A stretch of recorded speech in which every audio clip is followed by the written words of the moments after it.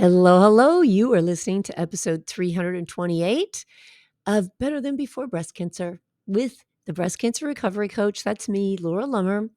And today is our Tuesday terrain talk, where we dig into important information for you to have when it comes to supporting the terrain of your body, creating your healthiest body so that your body can do the work it's supposed to do. And we're going to talk today about something that just has recently come to my attention in this way and how it impacts us as breast cancer survivors. So, I have many clients who are either in treatment for a metastatic disease or in treatment for their some other type of diagnosis of breast cancer, whether it's their first time or a recurrence of some kind. And nausea is a big problem.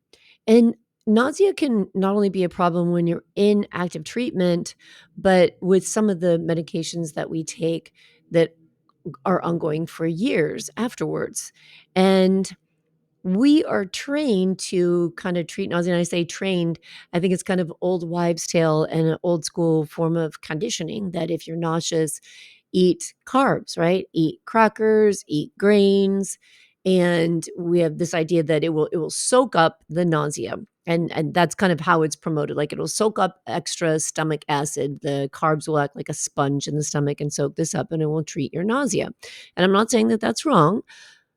But what I'm saying is when we have cancer and we're looking at a metabolic approach to supporting ourselves, the last thing we want to do is turn to high carbohydrate foods because that is one thing we know that cancer feeds off of, right? But more importantly than that, we have to consider the toxic burden when it comes to eating grains. Now, let me share a little story with you. So, one of my friends forwarded me this Instagram story recently. And I don't remember who the woman was talking about it, but she was referring to a lawsuit, a class action suit that's been proposed against Quaker Oats because of a pesticide that is being found in their products. So I get this Instagram post, and I take Instagram posts with a grain of salt. So I decided to look into this myself. And just a reminder that it's a proposed lawsuit. It's not a finalized lawsuit. They have not been proven to have done anything wrong. So I want to say that up front, and I'll just tell you what the lawsuit involves.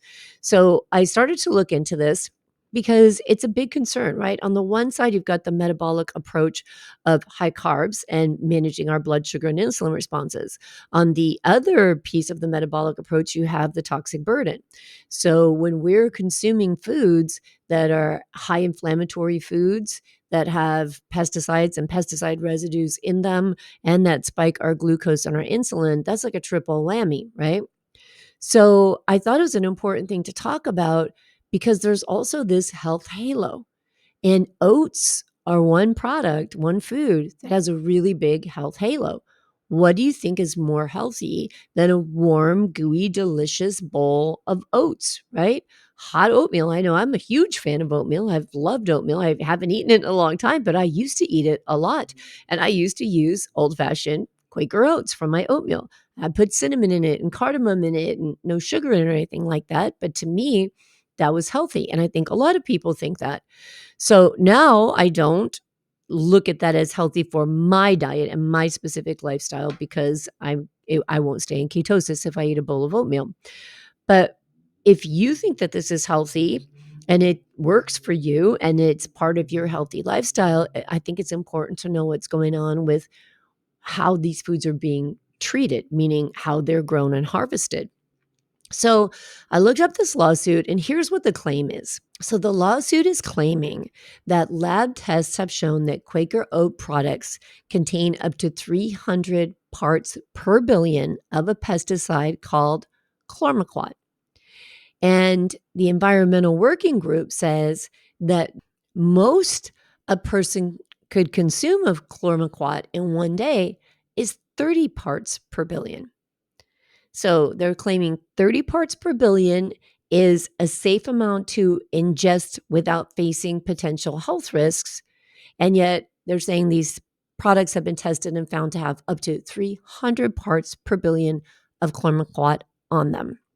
So I started doing a little more research. What are they claiming tested positive for Chlormequat? And the list includes Quaker Simply Granola Oats, Honey and Almonds, Quaker Old Fashioned Oats, Quaker Oatmeal Squares Honey Nut, Quaker Oatmeal Squares Brown Sugar, Quaker Instant Oatmeal Maple and Brown Sugar, Quaker Chewy Dark Chocolate Chunk. So those are the products that are listed in the lawsuit that were tested positive by the Environmental Working Group. Now, the Environmental Working Group, I think, is a great resource. It does a lot of testing. It's like a consumer protection group, but it also, in all fairness, it also has been accused many times of over-exaggerating things and of making some products seem much more toxic or dangerous than they are. I'm not saying that's proven or not. This is just like, I want to share both sides of the story with you so we don't think that, it's not fanatical or something, right? So this lawsuit has not been proven. This is just what's been filed. And the Environmental Working Group, sometimes its integrity has been brought into question. But an interesting thing about this is that, yes, the Environmental Working Group did propose this and did say that it tested these products, but then the studies went further. And in order for something to be published in a scientific journal, it's got to be peer reviewed. So the scientific method has to be applied to it by multiple people and come out with the same results multiple times. And that's what happened in this situation. And so the testing of these products and the levels of Chlormequat in these products was published in a journal that I'm going to talk about here in a little bit. So let's talk about what Chlormequat actually is. It is a pesticide, and it's used to stunt the growth of stems in different plants, including ornamental plants, fruit trees, and cereals. The active ingredient in Chlormequat chloride, a little bit of a tongue twister, works by inhibiting the growth of certain plant hormones that are responsible for promoting plant growth. This way, it keeps the plant at a certain height, so it makes the stem a little stronger and it makes the plant more resilient to breakage. So when they're growing cereals, which are basically grasses, then farmers use this pesticide to make the crops a little stronger so they get more of a harvest and the plants don't break and fall over. And that's what Chlormequat chloride is used for. So it limits the plant height, it creates sturdier plants, and they're more resistant to falling over. They're less likely to fall over. So humans are exposed to Chlormequat through ingesting it by eating produce or plants or plant foods that have been sprayed with it, inhalation, or skin contact. All those ways we can absorb Chlormequat into our bodies. And here's where things get interesting. So Chlormequat was approved in the late 1960s for use in the United States only for ornamental plants. It was not approved and is still not approved for use on food crops in the United States. So how in the world are we finding that these food products are testing positive for Chlormequat if it's not legal in the United States? Well, other countries allow the use of Chlormequat in their agricultural crops, including Australia, the United Kingdom, Canada, and the European Union. And the United States allows the import of foods like oats sprayed with Chlormequat from Canada and some other countries. So the big food companies can import these grains where this pesticide that's been banned in the United States has been used on these grains. And so that's how it's showing up in our food supply. So let's go back now to the study. So it gives a lot more validity to a claim like this when it's peer-reviewed and published in a scientific journal. So in recently, 2024, in February 2024, there was an article published in the Journal of Exposure Science and Environmental Epidemiology. And they published a study where they looked at samples, and not a lot of samples. This is a small study, but it was samples of urine in adults in the United States from 2017 through 2023.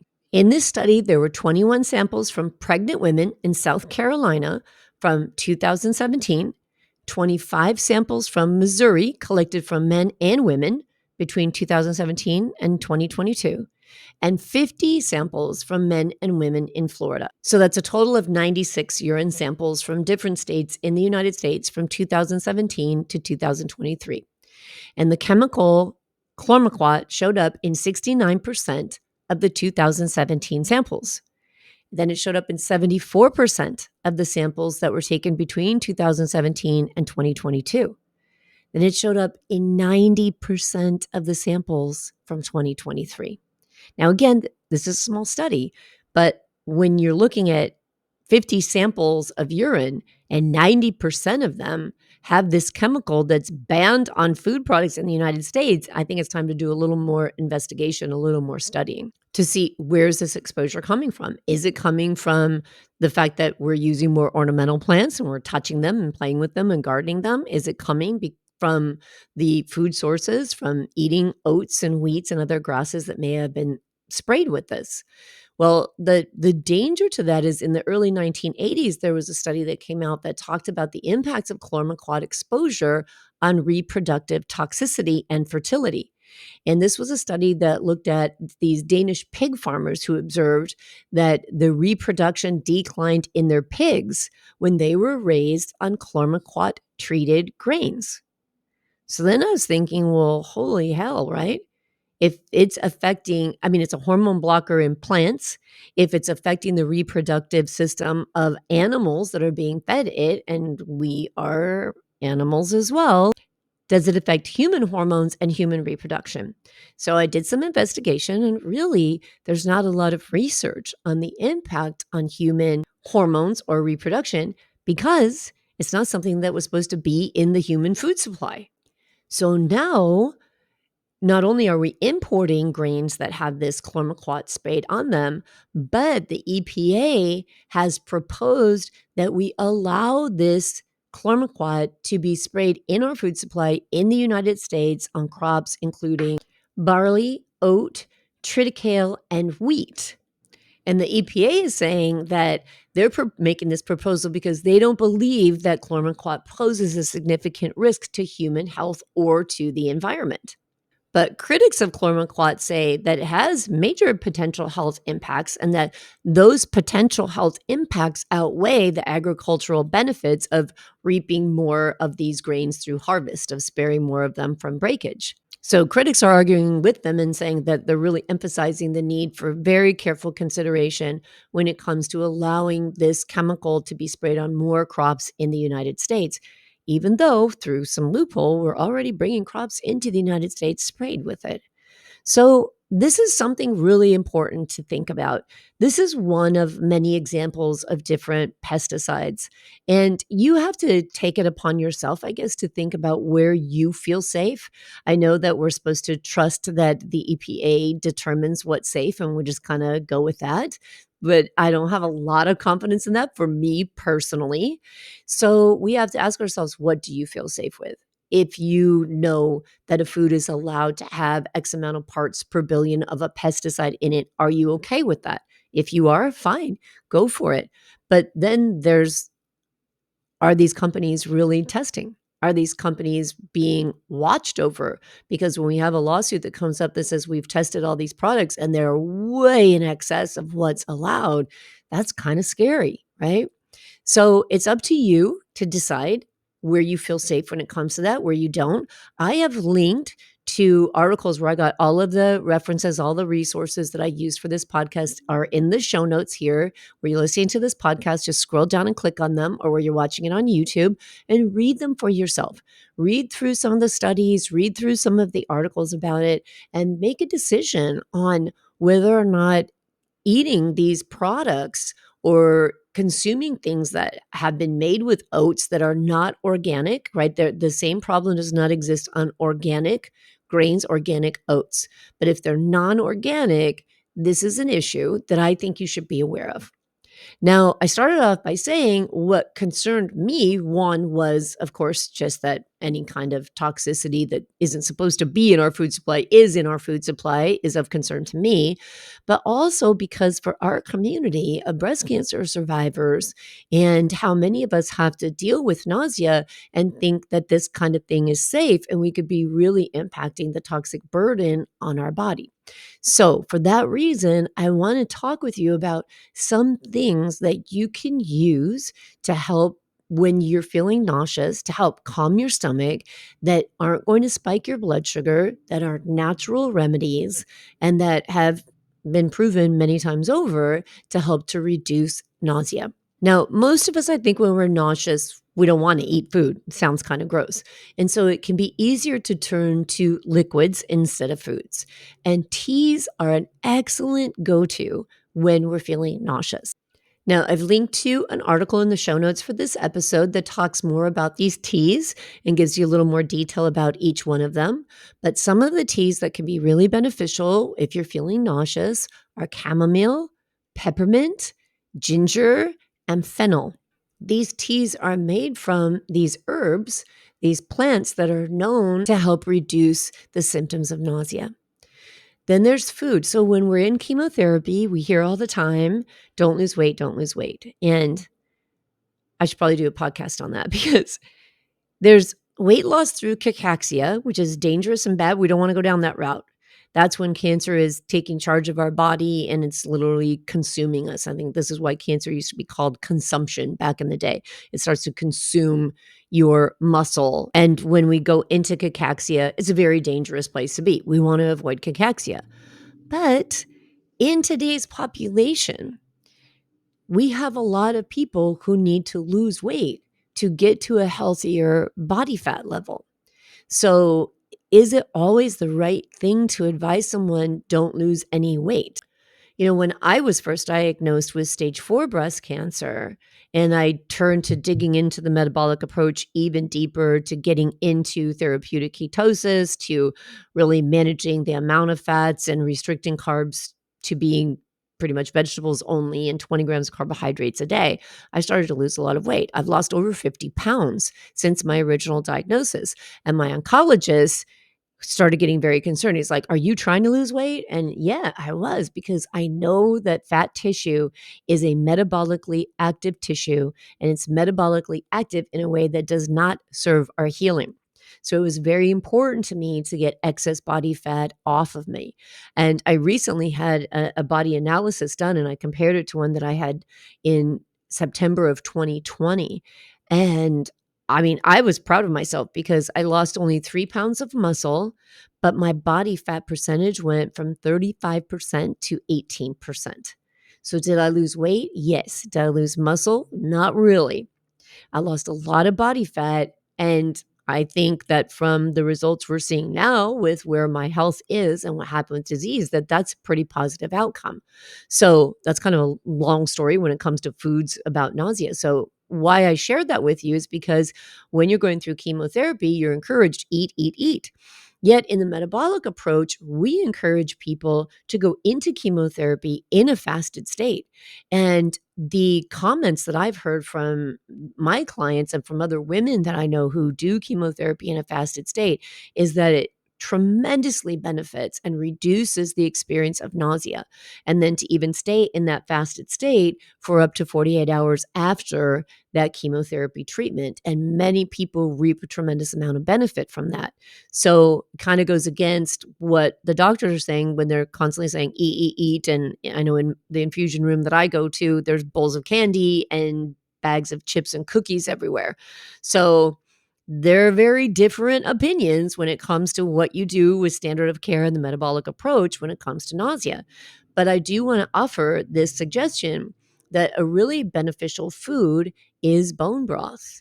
And as I said, fennel tea is something really great for reducing nausea. When I make my bone broth, I put fennel and ginger into the bone broth when it's cooking. So I put the chicken carcass, I put onions, leeks, a bulb of fennel, I put sage, like sprigs of fresh sage, fresh thyme, fresh rosemary. So I get lots of those herbaceous oils because this is what aromatherapy is, right? We take these plants, we take these herbs and extract the oils from them. And these oils have lots of benefits to us, metabolic benefits. So when we're cooking with them, you're putting it in there with some fat, right? Because I have the fat from the chicken that I cooked first is in there. Then I add the water because when we're extracting, things from these plants, we want to have water, we want to have some fat. So whether they're water soluble or fat soluble, they're bringing them out you're getting it into the broth.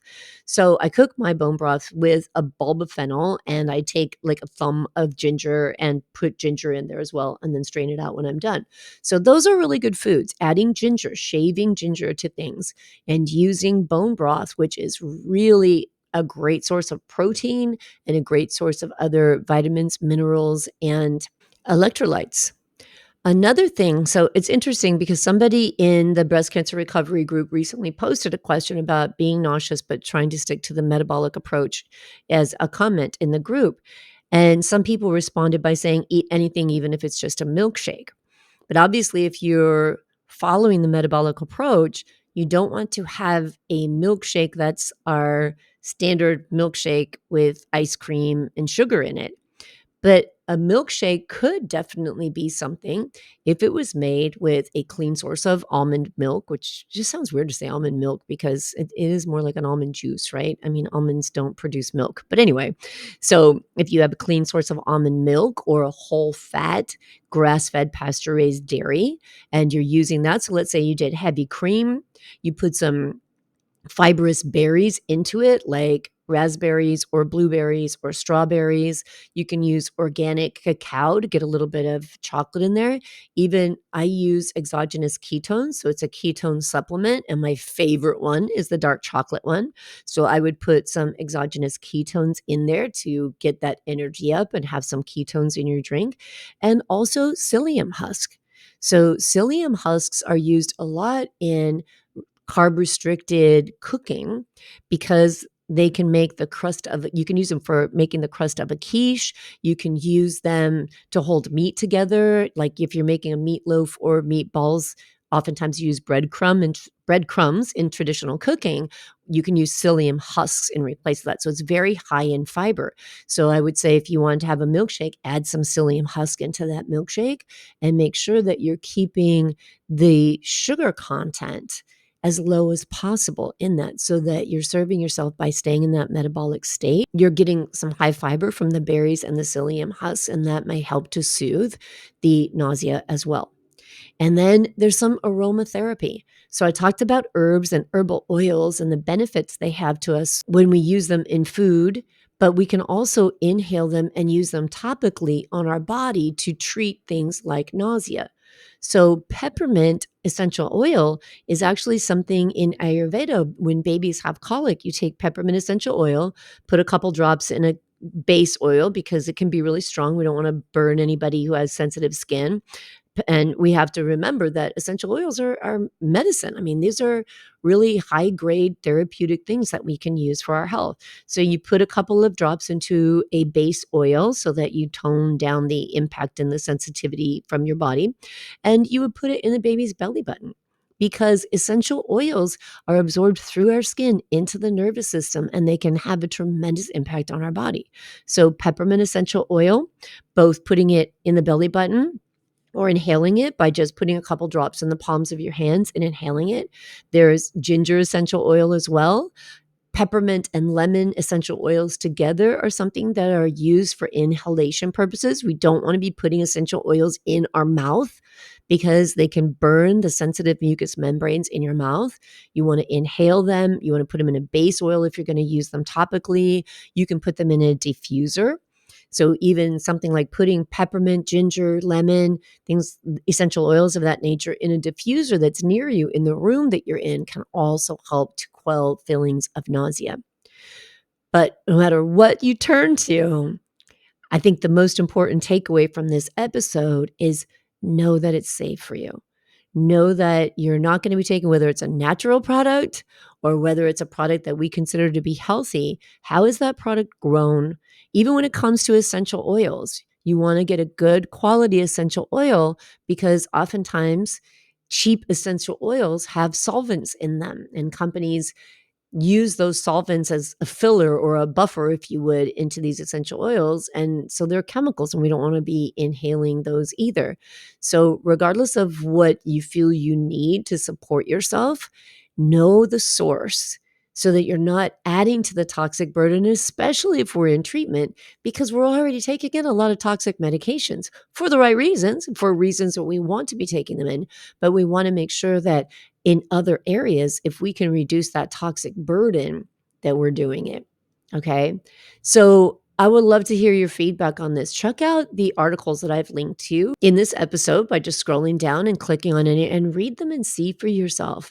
And I'd love to hear from you. So you can find me. I'm the Breast Cancer Recovery Coach on Instagram and Facebook. You can join my free Facebook group, the Breast Cancer Recovery Group, and have discussions and ask questions about things like this.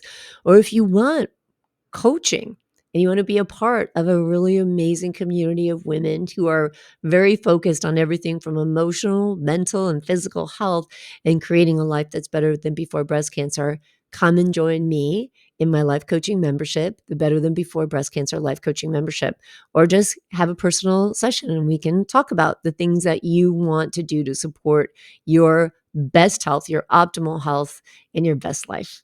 You can find all the details for my programs on the breastcancerrecoverycoach.com, my website. And I will talk to you again very soon. Take care, friends.